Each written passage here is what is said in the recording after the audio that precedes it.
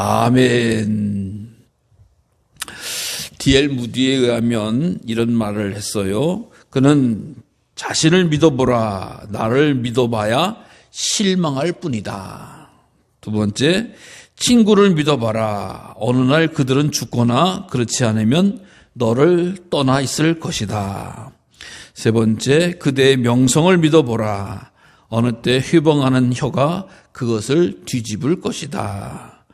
그러나 그리스도를 믿어보라. 그대는 현세와 내세에 후회함이 없을 것이다. 라고 하는 이런 말을 했습니다. 그렇습니다. 내 자신을 믿는 사람들이 많이 있죠. 내 자신을 믿는 건 뭘 믿느냐라고 하는 걸 되게 보면 남보다 좀 더 배웠다고 믿는 사람이 있고요. 남보다 좀 더 가졌다고 믿는 사람이 있고, 남보다 더 힘이 세다고 믿는 사람이 있고, 남보다 우월하다고 믿는 사람들이 있습니다. 그러나 그것을 믿어봤자 실망할 뿐이다 라고 하는 것이죠. 그 얼마나 가겠습니까? 얼마나 되겠습니까? 더 큰 사람 밑에 있으면 그것을 굴복될 수밖에 없는 거죠. 또 뿐만 친구들을 믿어봐라. 즉 이웃이요. 사람을 믿어보면 언젠가는 다 떠나요. 친구들 다 떠나. 죽음으로 떠나든지 멀리 떠나든지 배신을 하면서 떠나가는 게 사람의 모습이죠. 사람을 믿는 사람들의 결말이죠. 또 명성을 믿어봐라. 칭찬 막 하고 존경 막 받는데 칭찬이 막 높아지면은 어떤 게 따라오는지 아세요? 모함과 모략과 시기와 질투가 막 칭찬받는 자리에 딱 올라가면 저 사람 옛날에 어땠는데 뭐 이런 얘기들 엄청나게 들려옵니다. 그래서 잘못 옛날에 지은 죄가 들통나면은 한순간에 그 높은 자리와 명예에서 떨어지는 게 사람의 모습이에요. 그러나 예수 그리스도를 믿어보면 현세와 내생에 복이 후회함이 없고 복이 될 것이다. 그러니까 예수님을 믿는 것이 우리가 현재 살아가는 동안이나 이제 우리가 죽어서 천국 가는 내생에서나 가장 복되고 귀한 일인 줄로 믿습니다. 그래서 하나님 내게 정금 같은 믿음을 주신 것 감사할 줄 아는 우리들의 믿음 생활 되시기를 간절히 주의 이름으로 축복합니다. 믿음이 최고인 거예요. 믿음이 최고. 그래서 하나님을 기쁘시게 해드린다라고 하는 것을 우리가 알 수가 있어요. 그래서 믿음을 통해서 하나님을 기쁘시게 해드리는데 우리 한국 교회에서는 조금 조심스러운 부분이 그것이 너무 약화될 때가 하나님을 기쁘시게 하는 게 믿음이 아니라 나를 기쁘게 하는 게 믿음이 될 때가 있어요. 내 마음대로 되는 게 믿음인 줄 알고 내 마음대로 내 뜻을 내 욕심을 내 바라는 것을 이루는 것이 믿음인 줄 아는 경우가 없지 않아 있어요. 그러나 결코 그것은 아니다. 물론 하나님께서 때때로 우리들의 믿음으로 역사해 주셔서 치유도 능력도 은혜도 베풀어 주시는 건 사실입니다. 그러나 그것이 모두가 되어지는 것은 아니에요. 우리 기독교가 출발할 때 예수님이 이 세상에 오셨을 때에 다스리던 나라는 로마였지요. 로마. 그들 로마 통치 아래에서 이제 기독교가 싹이 자라고 뿌리를 내리고 이제 움트기 시작을 했는데 기독교를 로마라고 하는 나라에서 인정을 안 했어요. 약 313년 동안에 인정을 하는 게 아니에요. 기독교 믿으면 죽여라, 잡아라, 혹은 내쫓아라 라고 해요. 사교다라고 하는 그런 거예요. 예수님을 차라리 유대교로는 괜찮았는데 이 기독교는 그런 핍박과 모진 고난을 받았습니다. 그래서 예수님 외에 313년 동안 교회는 핍박을 받았어요. 그래서 이제 313년에 콘스탄티누스라고 하는 황제가 기독교를 공인해줬다. 이제 예수님이 믿어도 돼. 기독교인들도 이제 우리 로마 사회에서 믿어도 돼라고 해서 지경을 넓혀주신 거예요. 그래서 다 똑같은 종교가 됐는데 나중에는 조금 더 지나서 382년에 네오도시스라고 하는 황제가 야 이제 우리 로마는 기독교만 믿는 나라가 될 거야 라고 선포한 거예요. 기독교 국가가 됩니다. 로마가. 우리가 알다시피 우리나라 역사에 보면은 불교 국가는 고려고 조선은 유교 국가가 됐었지요. 그래서 이 많은 조선의 불교 국가에서 유교 국가가 되면서 불교가 얼른 어려움 당하는 줄 알고 또 유교가 좋은 부흥하는 걸 알 수가 있는 걸 알거든요. 이 기독교도 마찬가지예요. 기독교 이제 로마는 기독교 국가다라고 하니까 교회가 엄청나게 부흥을 하기 시작하죠. 성장을 하기 시작했어요. 근데 기독교 국가가 되면서 역사학자들이나 그렇고 모든 영성학자들도 그렇고 잃어버린 것이 있다라고. 기독교 국가가 됐는데 잃어버린 것이 있어? 뭘 잊어버렸는다라고 하는 거야. 첫 번째 제가 믿음이 약화됐다라고 하는 거야. 믿음을 잃어버렸다라고 하는 거야. 기독교 국가가 됐는데 믿음이 무슨 얘기냐라고 하면 그동안 예수님은 기독교 국가가 되기 전에는 예수님을 믿는다라고 하면은 목숨을 내는 거였어요. 예수님 믿어? 안 믿어. 저 예수 믿는 사람입니다. 그러면 잡히면 죽을 정도의 모든 핍박과 어려움이에요. 그러니까 생명같이 주님을 섬기고 따르지 않으면 믿음 생활한다고 얘기를 못하는 거예요. 말을 못하는 거예요. 지금 쉽게 이야기해서 우리 기독교 가운데 가장 핍박을 받는 북한 땅에서 예수님 믿는 사람은 설렁설렁 믿는 사람들 아니죠. 믿음은 목숨을 내놓고 믿는 거예요. 목숨과 같이 믿는 거예요. 여러분, 그러나 교회 문이 활짝 열려지니까 목숨같이 믿던 사람도 당연히 있지만 교회 가볼까? 다녀볼까? 다니까 좋은데 편한데 이 정도로 그냥 자기 만족을 위해서 왔다 갔다 하는 사람들도 교회 문이 들어오기 시작을 했어요. 그러니까 정금 같은 믿음의 사람들도 소수는 있지만 많은 사람들이 믿음에 대해서 목숨같이 여기는 것을 안 하고 그냥 자기 만족을 위해서, 자기 자랑을 위해서, 자기 기분을 위해서 어떻게 보면 교회를 다니기 시작했다라고도 할 수가 있네요. 그러니까 기독교 믿음이 어떻게 보면 연약해지고 변질되기 시작했던 것이 바로 이 기독교 국가가 되어지는 일이었다라고 하네요. 또 기독교 국가가 되어져서 어떤 문제가 생겼냐라고 하는 것을 보니까 교회에 부패라고 하는 말이 생기기 시작했다. 그동안은 정말 아까도 얘기했지만 목숨 걸고 믿는 사람들만 있으니까 부패라고 하는 게, 부패라고 하는 것이 뭐예요? 돈이 있으니까, 권력이 있으니까 되어진 겁니다. 로마에서 기독교 국가가 되어지자라고 선포하니까 정치하는 데도 있고 또 무슨 뭐 하는 데도 있고 다 기독교가 관여가 되어지는 거예요. 관리자들도 있고 다 기독교.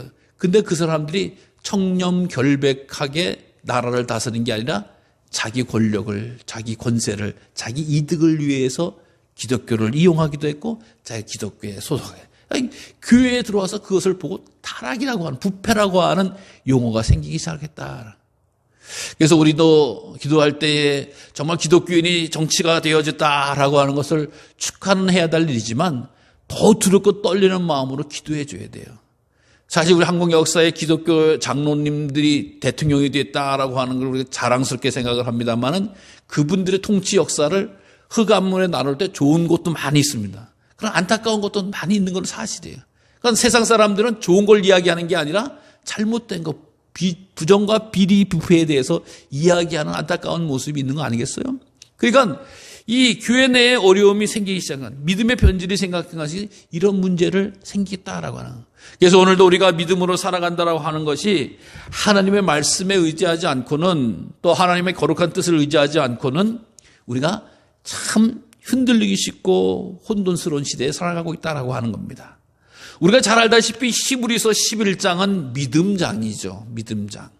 그래서 믿음의 선진들의 내용을 아주 히브리서에 딱 정말 엑기스로 요약해서 어떻게 보면은 이 구약의 모든 내용을 딱 아주 압축을 해서 믿음의 사람들은 이런 거다라고 하는 아브라함의 역사부터 우리가 쭉 이어져 나가는데, 사실 오늘 본문의 말씀은 히브리서 11장 29절부터는 모세에 관한 이야기부터 시작되는 거 아니겠어요? 왜? 너무 많으니까 앞부분에 쭉 나누니까. 근데 모세 시대 또 믿음을 가진 사람들의 모습을 보여. 똑같은 바다 앞에서 육지같이 걷는 사람이 있는가 하면 시험하다가 빠져 죽은 사람이 있다라고 홍해 사건을 이야기하는 거죠. 여러분, 이스라엘 백성들이 이 바다를 흔하게 보거나 뭐 즐기거나 그럴 게 아니었던 거예요. 우리가 사람들이 왜 휴가철마다 왜 이렇게 바다를 자주 갑니까? 왜 바다를 좋아해요? 물론 시원해서도 가지만 이 바다를 자주 볼 수가 없기 때문에.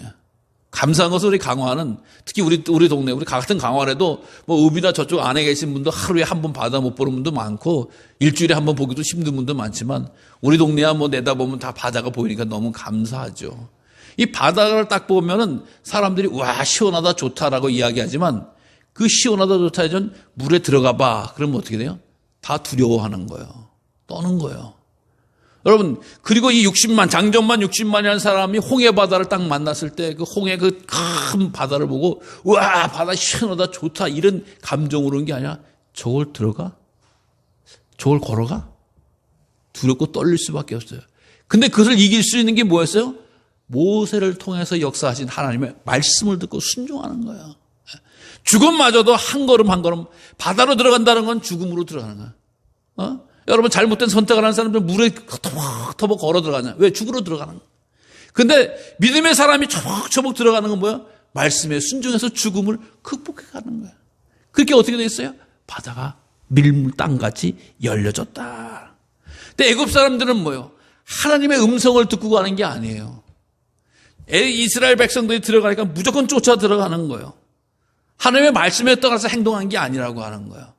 그냥 적이와 원수와 불타는 복수심에 불타서 쫓아 들어가는데 그 바다, 그들로 들어갔던 바다는 그들을 다 삼켜버렸다. 애국 군대는 다 죽였다. 그러니까 똑같은 바다지만 믿음으로 순종해서 들어간 사람들은 구원을 받지. 그러나 적개심과 불신앙으로 쫓아들었던 사람은 그 바다에 삼킴을 받았다라고 하는 이야기예요. 또 뿐만 아니라 이스라엘 백성들이 이제 그 난공의 불락 요새 여리고성의 앞에 섰을 때에도 어떻게 여리고성을 물리쳤느냐? 믿음으로 물리쳤다라고. 여러분, 여리고라고 하는 지역은 경제적인 도시다라고 말씀을 드렸어요. 든든하게 국방을 가지고 있어서 성을 튼튼하게 쌓는 그런 도시가 여리고성입니다. 근데 그거를 무너뜨리는 방법을 하나님이 여호수아를 통해서 말씀하는 거 아니겠어요? 어떻게 해요? 하루에 한 바퀴씩 돈 백성이 돌아라. 그리고 일곱째 날 7바퀴 돌아라. 그거였어요. 그래서 이스라엘 백성들이 아무 소리도 안 되지 않고 조용하고 한 바퀴 돌고 옵니다. 한 바퀴 돌고 와 하루 지난 거야. 2바퀴 돌고 이틀 지난 거야.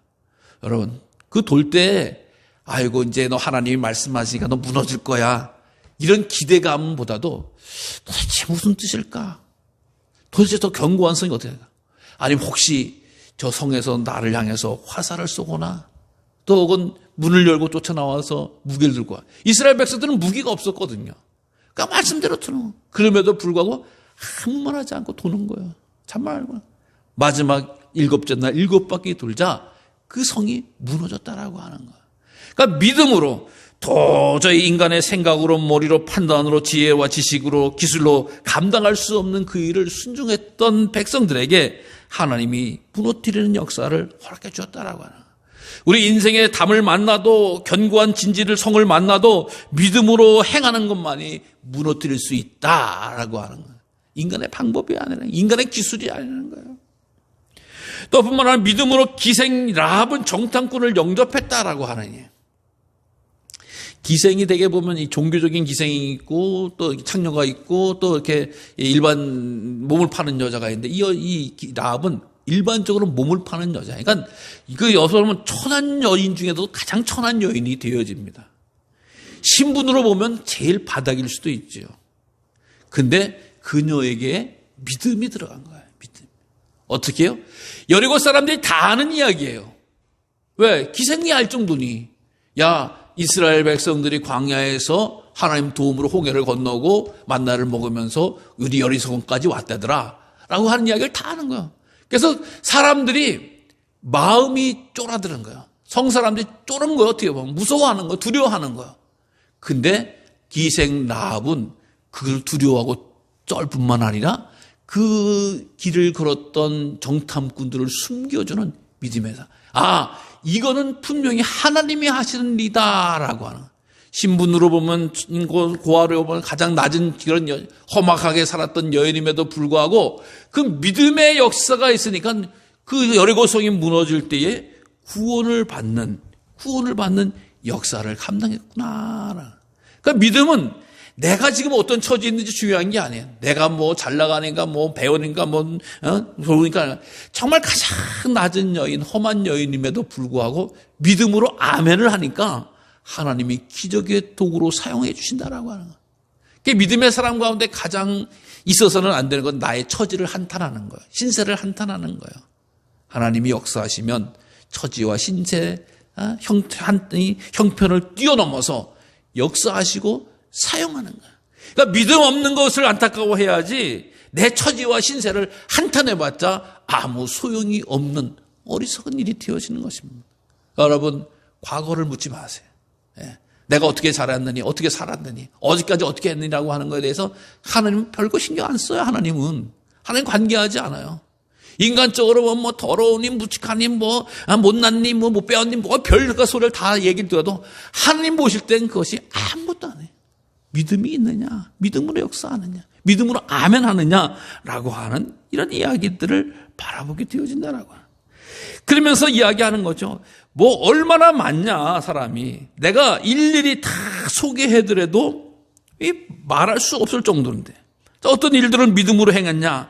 나라들을 이기기도 했다라고 해서 바락, 기드온, 입다, 다윗 등 전쟁에서 이길 때마다, 싸울 때마다 이긴 것은 하나님을 주신 말씀이라는 믿음을 통해서 이겼다. 또 의를 행하기도 했다라고 하는 거. 권세가 있고 통치를 행할 때 불의로 행하는 게 아니에요. 의를 행했다 해서 사무엘과 다윗의 역사를 고백하는 것이죠. 약속을 받기도 했다. 하나님께서 왕권을 주시라고 약속했던 다윗의 믿음의 내용을 사자들의 입에서 건지기도 했다. 다니엘 사자의 굴에서 건졌던 것이죠. 또 불의의 세력을 멸하기도 했다. 불의 세력, 즉 다니엘과 그 세 친구들이 구원받은 이야기. 칼날을 피하기도 했다. 즉 사울이 다윗을 죽이려고 할 때 그 칼날을 피하게 하신 하나님. 또 아합의 칼날을 피한 엘리야와 같은 그런 일들. 언약 가운데 강하게도, 연약 가운데서도 강하게도 했다. 히스기야와 같이 죽음 가운데서 15년을 연장받은 것도 믿음으로. 전쟁에서 용감하게 되어 이방 사람의 진을 물리친 것은 기드온과 다윗 같은 이야기들. 또 죽은 자들을 부활로 받아들이게 했다라고 해서 사렙과 과부 또 혹은 수냄 여인을 살렸던 이야기들. 뭐 이런 일들이 다 믿음으로 감당했다라고 하는, 감당했다라고. 그러면서 36절은 어떤 이들은 조롱과 채찍뿐만 아니라 결박과 옥에 갇히는 시련도 받았다. 구약의 예레미야 믿음을 지키려고 우리가 요즘 예레미야서를 새벽에 읽듯이면 감옥에 시장 뜰에 붙잡힌 바 되고 매도 맞고 조롱도 나. 하나님의 말씀 전하는 건 믿음 차원. 다윗과 바울과 같은 경우도 마찬가지죠. 죄수의 몸으로서 로마까지 끌려가고 로마에서 생활을 하게 되는 것이 다윗의 인생 가운데 귀한 부분, 마지막 부분까지 했던 일을 보게 됩니다. 돌로 치는 것과 스가랴, 나봇, 예레미야도 돌에 맞아 순종하고 톱으로 켜는 것, 이사야가 므낫세 왕에게 의해서 톱으로 칼로서 죽게 되어지고 시험과 칼로 죽음을 당했다라고 하는 것, 제사장들과 아합 선지자들이 그렇게 죽었고 양과 염소의 가죽을 입고 유리했다. 엘리야와 예세의 요한이 그런 복장을 하고 궁핍과 환난과 학대를 받았다. 믿음의 사람들이 대부분 궁핍과 환난과 학대를 받았다라고 하는. 이게 신약 시대에도 마찬가지였고 초대교회 시대에도 마찬가지였잖아. 아까 얘기했지만 기독교가 공인되기까지 313년에 기독교 믿는 사람 핍박하지 마라라고 한 콘스탄티누스의 황제의 이야기가 전까지 기독교는 믿음의 사람들은 항상 환난과 핍박 가운데 있었다. 왜? 믿음을 행하니까. 믿음을 행하는 것에 대해서 왜 싫어합니까? 마귀가 방해하니까. 하나님의 역사를 뜨는 걸 방해하니까 믿음의 사람들에게 시련을 주고 환난을 주고 채찍을 주면은 그칠 줄 알았어요. 막을 줄 알았어요. 절대 그런 것이 아니었던 것으로 알리니. 여러분 예수 믿는데 시련 당한다고 환난 당한다고 또 핍박 당한다고 포기했으면 기독교가 되겠어요?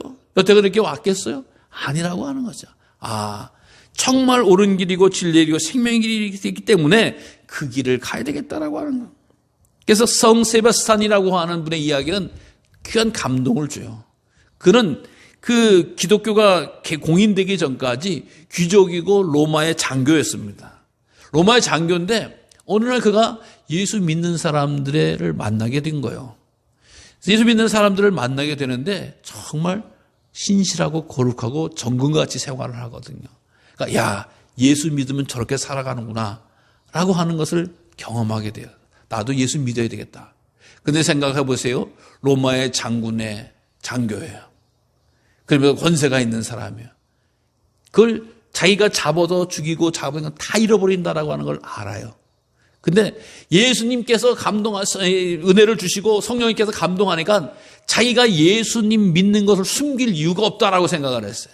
나는 비록 로마의 병사 장군이지만, 로마군의 장군이지만 나 예수 믿는 사람입니다라고 공개를 해버렸어요. 공개를 해버리니까 황제가 난리가 난 거죠. 내가 지금 그 기독교를 핍박하고 내가 거부하는데 예수 믿는다고 감히 로마의 장교가 나한테 대들어? 저놈을 죽여라. 어떻게 죽여라? 죽을 때까지 화살을 쏴라. 병사들 막 수술을, 온몸에 화살이 박힙니다. 근데 죽질 않는 거야.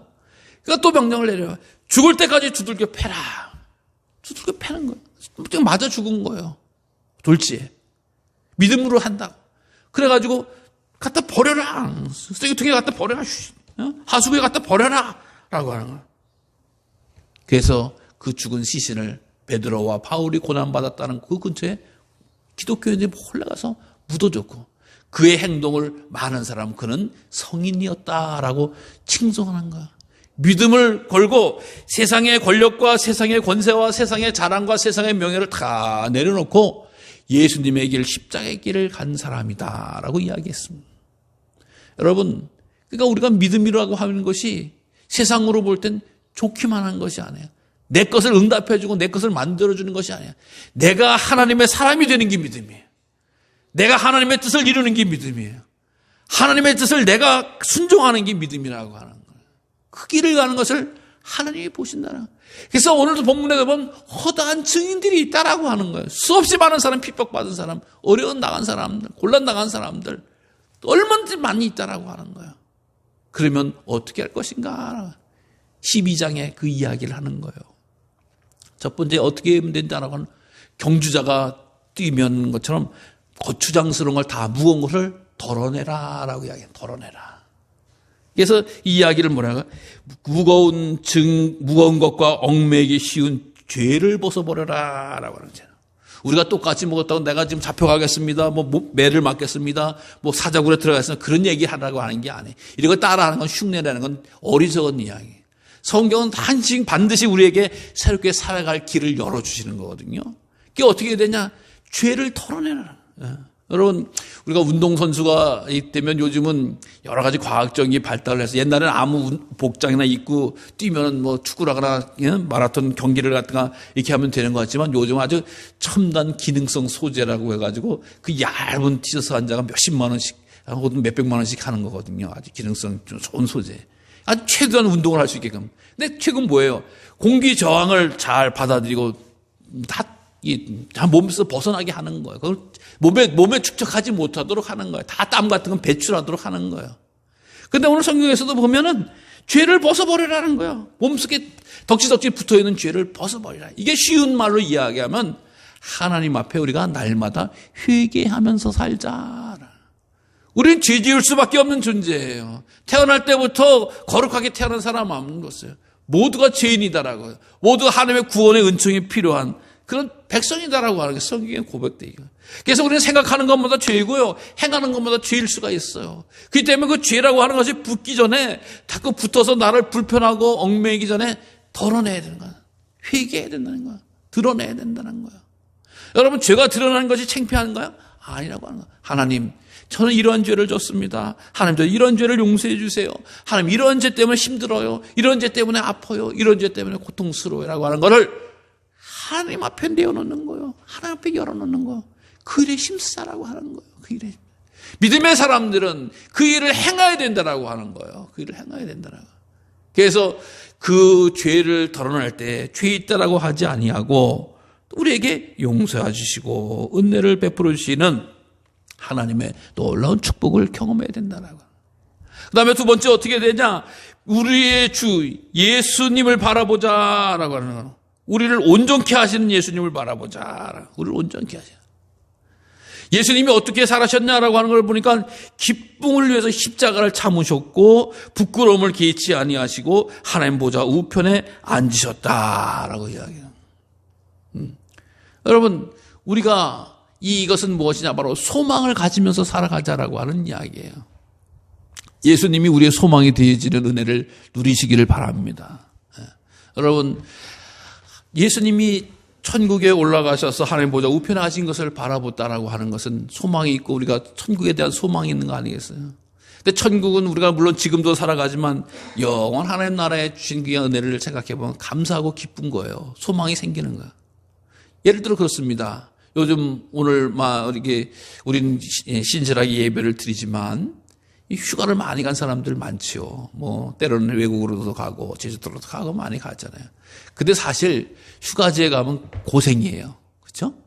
뭘 먹을까? 사람 벅차고 돈도 비싸고 막 스트레스 받아요. 근데 야 우리가 8월 15일 날 휴가 가자라고 하면 휴가 가자라고 한 날부터 어떻게 해요? 사람 마음이 기뻐요. 우리 학교 다닐 때 야 우리 8월 15일 날 우리 학교에서 소풍 간대. 그러면 소풍 가는 날보다 그날까지 기다리는 거예요. 엄마 8월 15일 날 언제 와? 몇 밤 자면 되지? 아유 빨리 8월 15일 왔으면 좋겠다. 계속 소풍 가서 술래잡기도 하고 보물찾기도 하고 뭐 했으면 좋겠다. 마찬가지. 휴가 가서 뭐 했으면 좋겠다. 뭣도 먹고 어디에서 가서 뭐도 보고 어디 좀 즐겼으면 좋겠다. 바다에도 갔으면 산에도 갔으면 좋겠다. 막 꿈을 꾸면서 소망을 갖는 거예요. 즐거움을 갖는 거예요. 예. 그러다 가보면 그렇구나. 그리고 그냥 돌아오는 거지. 왔더니 너무 좋아가지고 나 여기서 영원토록 있고 싶어 그런 게 별로 없어요 사실. 근데 천국에 대한 소망은 그것이다. 우리가 살아가는 동안 천국의 소망이 확실하면 천국의 소망을 알고 갖들면서부터는 계속 천국의 소망을 바라보면서 가는 거예요. 이룰 때까지.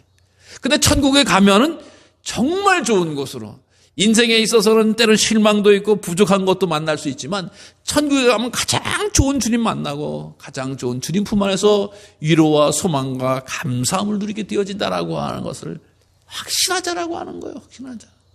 그럴 때 때로는 내 마음대로 안 될 때도 있어요. 내 뜻대로 안 될 때도 있어요. 믿음을 가졌는데 하나님 방법대로 했는데 왜 이 세상에서 내가 응답되지 않지요? 뭐 이럴 수도 있는 거 아니겠어요? 하나님께서 우리에게 다 주시는 게 어디 있어요? 예? 다 이루는 건 아니라. 아까도 얘기했지만 내 뜻을 이루려고 하는 게 아니라 하나님의 뜻을 이룬다는 사람이 하나님이 천국 가서 주시려고 그러는가 보다라고 하는 거예요. 그러니까 오늘도 하나님 우리를 위해서 더 좋은 것을 예배해 놓으셨다라고 하는 것 때문에 때로는 내 기도가 내 소망이 나의 바람이 응답되지 않아도 견디면서 살아가자라고 하는 거예요. 살아가자. 그러니까 소망이 없으면 기쁨이 없는 거고 기쁨이 없으면 이 믿음 생활을 할 수가 없는 거라고 하는 거예요. 그래서 오늘날 우리 믿음의 자녀들은 주님께서 주시는 귀한 소망을 따라서 때로는 억울함을 당하도 아픔을 당하도 곤란함을 당하도 잘 극복하면서 나가는 은혜를 누리시기 바랍니다.